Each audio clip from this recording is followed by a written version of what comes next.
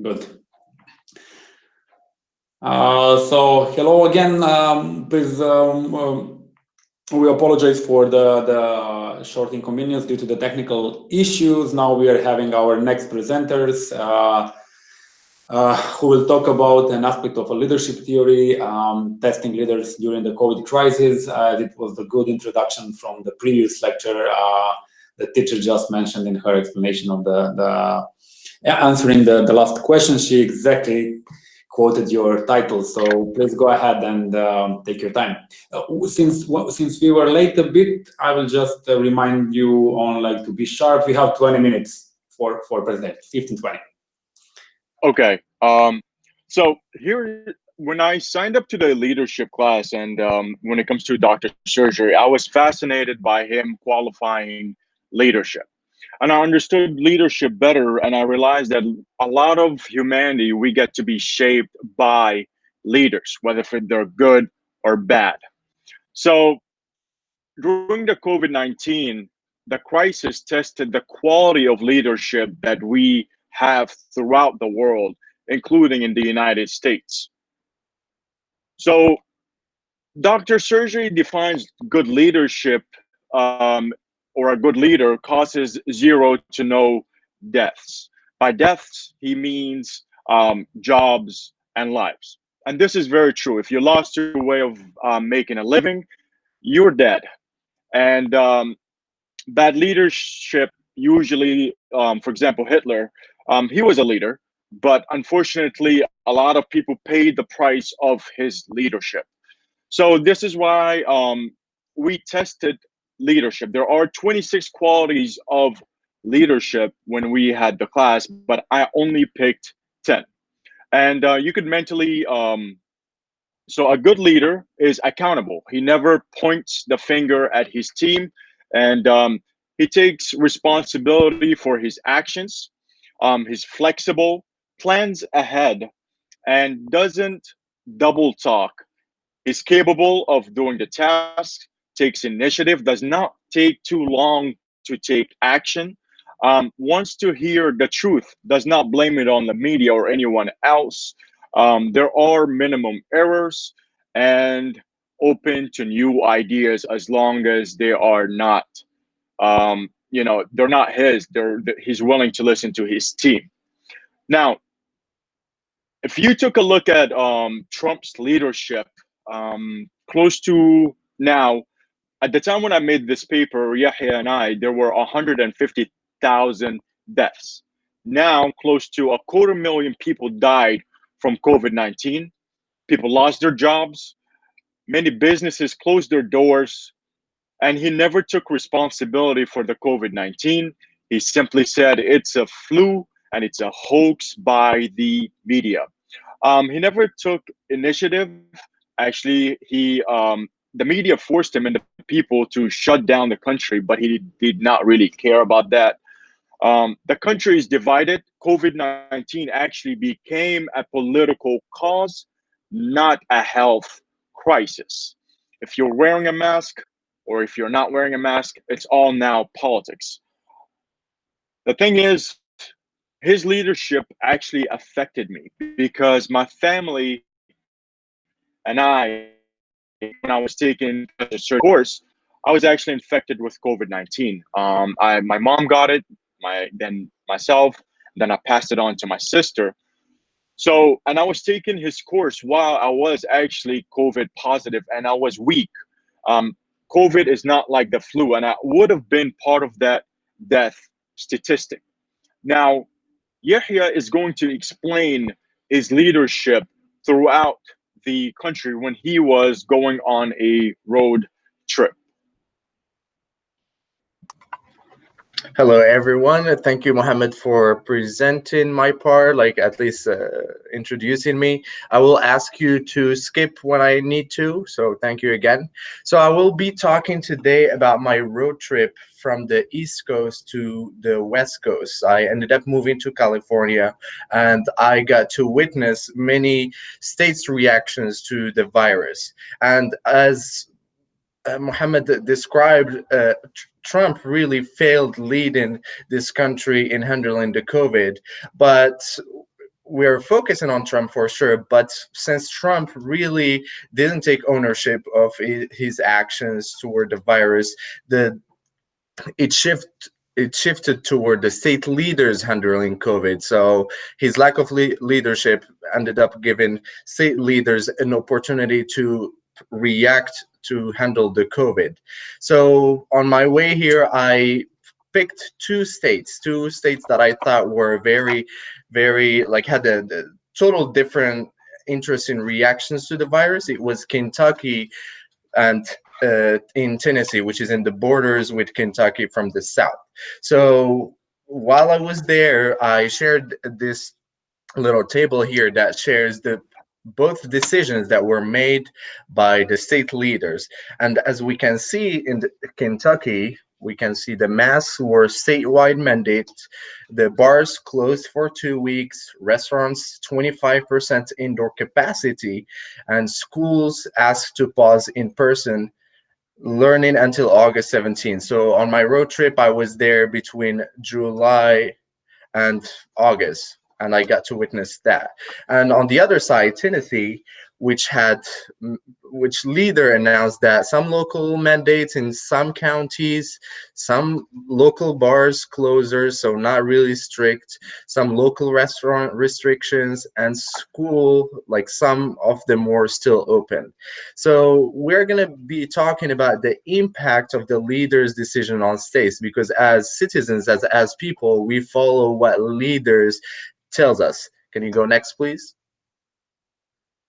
Thank you. So while visiting Tennessee and Kentucky, I found myself as a witness of the state leaders' reactions. I really did see what I just talked about before this slide. So in Kentucky, my wife and I, because we were together, we really saw that bars were closed, all the bars. Louisville was really deserted. We were surprised that no one was outside, and somehow we were like, well, they should be home, and this is a pandemic. So we kind of felt like they are doing the right reaction to stay home, quarantine, and few restaurants and grocery stores were open. We went outside, tried to eat somewhere, and we really had a hard time to find a restaurant, and they only had pick up food. So you just pick up your food and you go your home.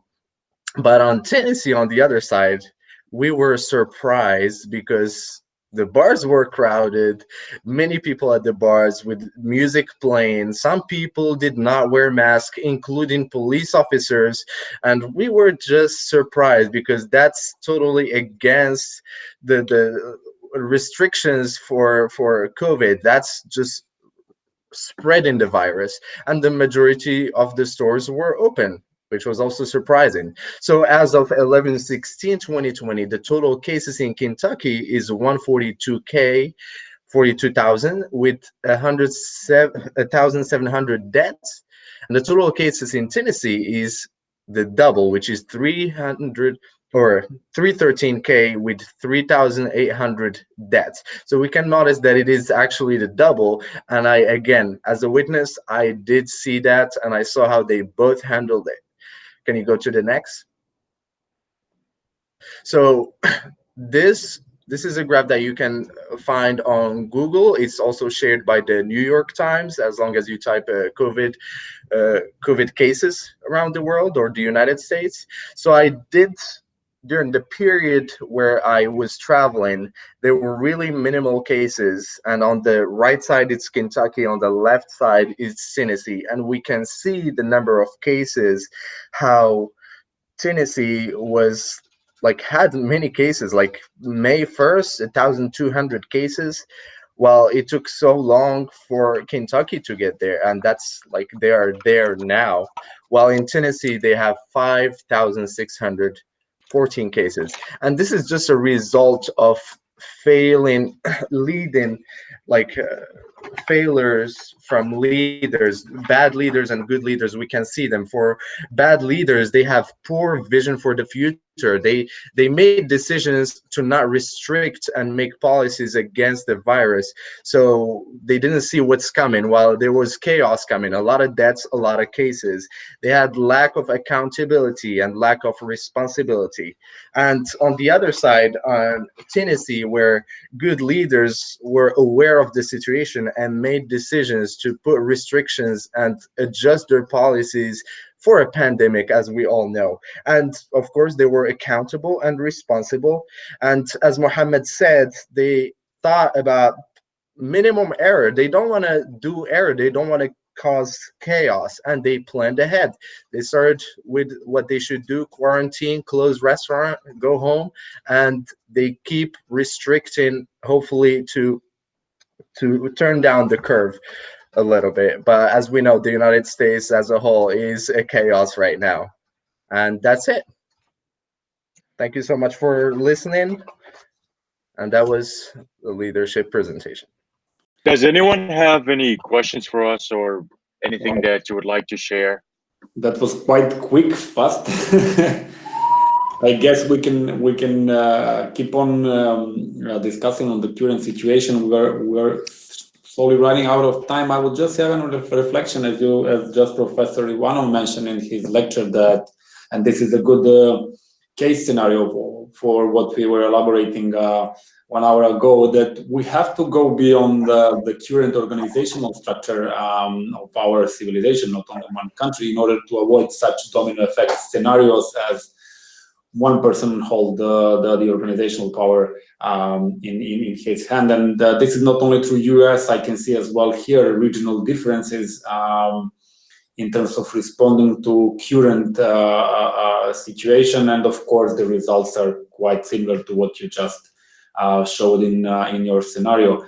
And both when it comes to innovation, going back to the more focus on the topic of the conference, I guess that leadership is absolutely, in all sense, one of the most important factor, both when it comes to education and the governance of at every scale. And yeah, you remind me of, I mean, all the story about the leaderships remind me on the Simon Sinek that I like to read and listen. And as he said, like, we imagine the world in which the vast majority of people will wake up inspired and feel safe wherever they are, and they love fulfilled with the work they do. What might be the hope of what Professor Ivanov said in his lecture? We are heading towards better and organized society, and this goes down to the response to crisis as well. So thank you once again for having us, for having you guys here in the last minute. Hope we will see you soon with some new research insights on our next conference or the other occasions. Yeah, you are welcome for any follow-up comment. We have like maybe 1 or 2 minutes to catch up. Yep, I can just share my thoughts through the leadership class. I think this pandemic gave us a great view and experience from who are good leaders and bad leaders. I am originally from Morocco, so I got to kind of talk to my family back in Morocco and hear their perspective about it, and see here, as we know, America was known. I mean, you can say still known a little bit. It's a leader country, but it really showed many aspects about leadership, that it's not just being the president of the United States or being in like a high position. It's actually skills and characteristics that people can show through their reactions and actions for their people and their communities. Super, yeah, thank you guys. That's terrific. Yeah, thanks. This is an international conference, and actually you're now traveling to Serbia, so hopefully next year, the next 2 years, we'll join Serbia as well. Thank you, Yahia. Thank you, Mohamed. Absolutely. We are not on the crossroad, but yeah, you are very welcome to join us. Thank you. Thank you. We appreciate it. And yeah, I hope to see you soon. Yeah, terrific work, and thank you again for inviting us. Mohamed, do you have anything to add? I just wanted to say, whoever's in a leadership position, I hope you could use some of these tips to us, because the world could always use better leaders because they drive humanity to be better. If you took a look at Martin Luther King,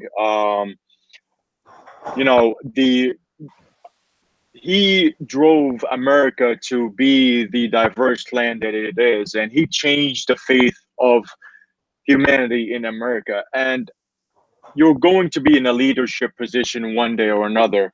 And I think you should, anyone in leadership positions should be acknowledging to aspire to be great, not to be a bad leader. That's all I have to conclude. Yeah, absolutely, I agree on that. And going back to what I just previously said, when it comes to education and what we can see, I guess you are as well through your experience, perceiving an assistant teacher or professor at any level of education that you have a teacher, he is a sort of a leader, yes? So the problem, for instance, in engineering and natural science and schools, you have the great engineers and mathematicians who doesn't being taught any sort of a leadership skills, and then they become a professors or assistants. So then we basically create, it can happen that you have a bunch of frustration and problems in basically transferring and generating new knowledge, since there is no leadership skills involved there. As just Mohamed says, you will be in one way or another a leader in your life, either to your kids at least, or as a teacher, or in any organizational sense. So I think that the curriculum must embrace thoughts on leadership, regardless of the disciplines we are in. If you want to produce the society that is aware of leadership in any situation, as you just mentioned, you are going through 2 different states, and your insights are quite important for any follow-up decision if you are in the situation to govern the states or region or the city or districts in any sense. Totally agree with you. If we have some time, I want to add something. Yes, absolutely. The thing on my road trip that I noticed is leadership can have like good effects, but also really bad effects. And for example, in Tennessee, when the leaders announced their reaction toward the COVID in the beginning of the pandemic, the people did follow the leaders. They trust them. So when they didn't mandate the mask, they thought it's unnecessary, and they just followed what their leaders, or supposed to be leaders, said. And it was chaos. So sometimes, like, we trust our leaders to do the right thing, but as you said, it's skills, it's a lot of knowledge, a lot of wisdom, a lot of planning, a lot of responsibility and accountability. But it's really sad to see how sometimes it can have really a lot of damage and a negative effect. Yeah, absolutely. And going back to your research, and in the case of Europe, I guess you've been following the situation. For instance, since we have quite, diversity in terms of political systems, governance systems, as well as cultural, of course, no need to emphasize that. And it happens, for me, was a bit funny to watch. I didn't go much deeper in that. Is like that the different governments in different countries apply the same measures, but the response from the society was quite different. Where you can see more like German and Anglo-Saxons and Scandinavia, more the following up with the recommendation of the leaders. You will see like Balkan region and I wouldn't say like a warmer climate, more of a rebels on the streets. That's what I can see as well nowadays back home. And obviously it goes to the argument you just posed. So the following the leadership, following the leaders, in order to be followed as a leader, you have to have a bunch of quality as a person and then the skills as a leader. Since you are, as Simon Sinek says, I've tried to quote precisely, so the leader is not the one who is taking care of the work, but taking care of the people who are taking care of the work. Put it in shortly.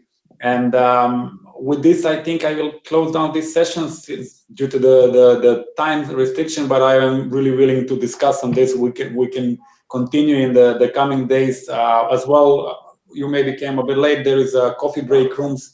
So if you want to suggest a discussion, we can open a coffee break room, have a chat on this. You are more than welcome. Yeah, thank you very much for having us, for inviting us. Thank you for being with us, and good luck with all the work you are working on right now. And yeah, I hope to see you as a good leaders. Sorry. Thank you. We are working on that. Working on that. Yeah. Thank you for having us, Peter. Thank you, guys. Be well. Take care. Thanks a lot.